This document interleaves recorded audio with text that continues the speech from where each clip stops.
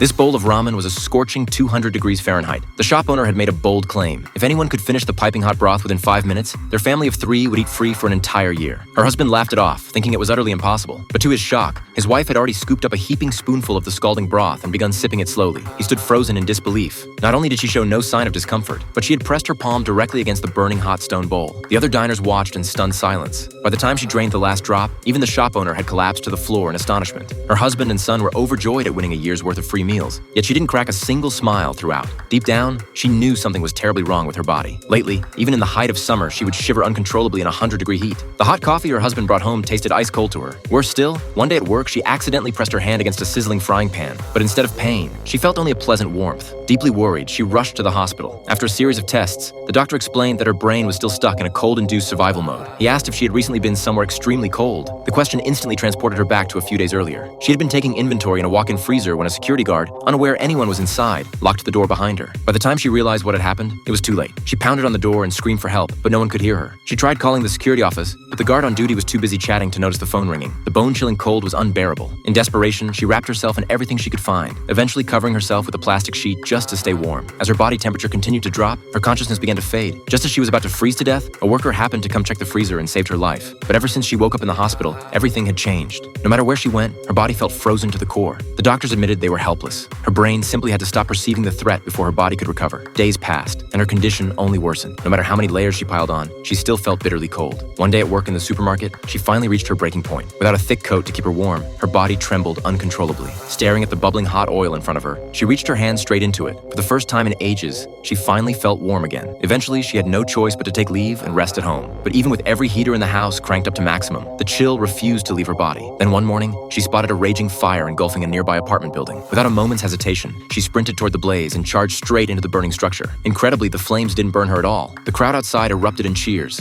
In that moment, she felt something she hadn't experienced in a long time, a sense of purpose that could only be found through struggle and perseverance. She transformed herself into a firefighter. Whenever she saw her family cheering her on from the sidelines, she felt stronger than ever before. But what she didn't know was that another crisis was quietly closing in on her.